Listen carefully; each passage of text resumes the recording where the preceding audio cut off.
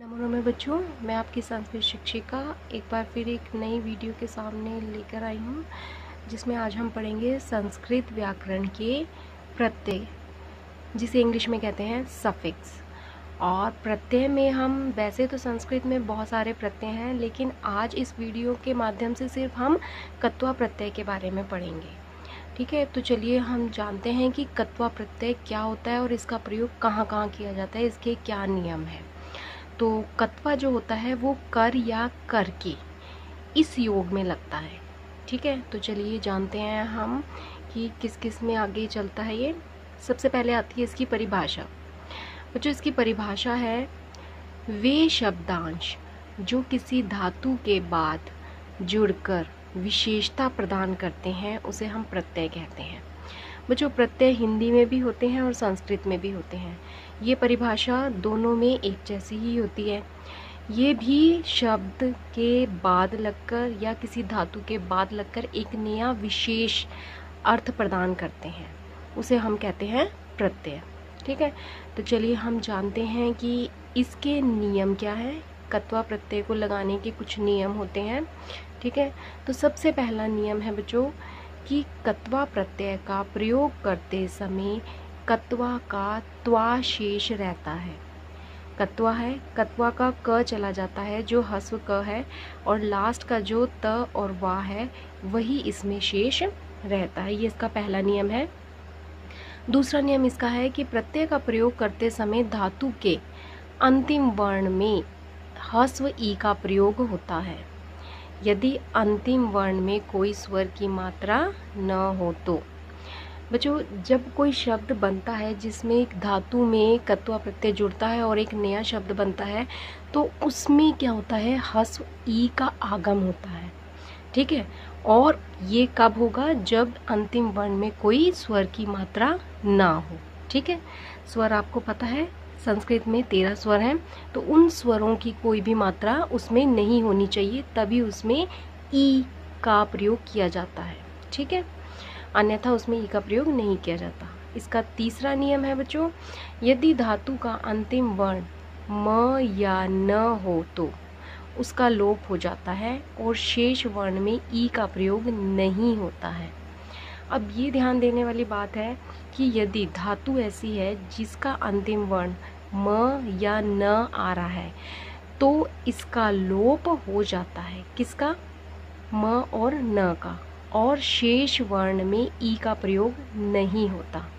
ठीक है, और इसी प्रकार इसका चौथा नियम है, यदि धातु का अंतिम वर्ण म या न अपने समान वर्ग से है। समान वर्ग जैसे कि मैंने पहली वीडियो में बताया था, कवर्ग। कवर्ग मतलब क ख ग घ ड़, चवर्ग च छ ज झ न।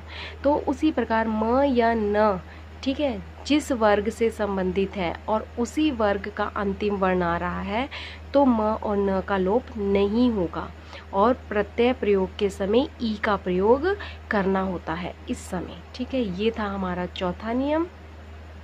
तो चलिए अब हम कुछ उदाहरणों के माध्यम से, ठीक है, मैं आपको यहाँ पे धातु दिखा रही हूँ, धातु और प्रत्यय कि किस तरीके से धातु और प्रत्यय जुड़ते हैं और एक नए शब्द का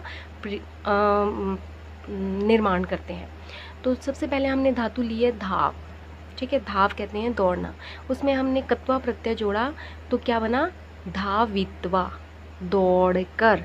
मैंने कहा था इसका प्रयोग कर या करके होता है।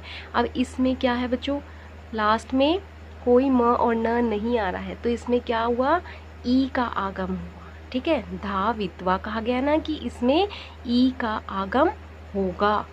ठीक है, चल, चल में चलित्वा, चल जमा कत्वा चलित्वा, चल कर। हस, हस जमा कत्वा हसित्वा, हंस कर। खाद जमा कत्वा खादित्वा, खाकर। नम जमा कत्वा नत्वा, झुक कर। अब बच्चों यहाँ ध्यान देने वाली बात है कि यहाँ पे देखिए इसका जो तीसरा नियम था कि म या न हलंत में आ रहा है तो उसमें ई का आगम नहीं होगा। ठीक है, यहाँ पे देखो नम में म आ रहा है तो वहाँ पे हमने ई का आगम नहीं किया तो क्या बना, न और त्वा का जो कत्वा का शेष गत्वा बचता है उसको जोड़ा है हमने, ई का आगम नहीं हुआ क्योंकि यहाँ पे म आ गया है। उसी प्रकार गम जमा कत्वा, गमित्वा नहीं बना, गत्वा बना है, जाकर, क्योंकि इसमें म आ गया है। अब नीचे एग्जाम्पल दिया गया है भ्रम, ठीक है, भ्रम कहते हैं घूमना, भ्रम जमा कत्वा। अब ये ध्यान देना है कि बच्चों भ्रम में मैंने चौथा नियम लागू हो रहा है जिसमें ये बताया गया था कि यदि म और न अपने पहले वर्ण में जहाँ पे कोई भी उसके वर्ग का व्यंजन आ रहा है तो वहाँ पर ई का आगम हो जाएगा।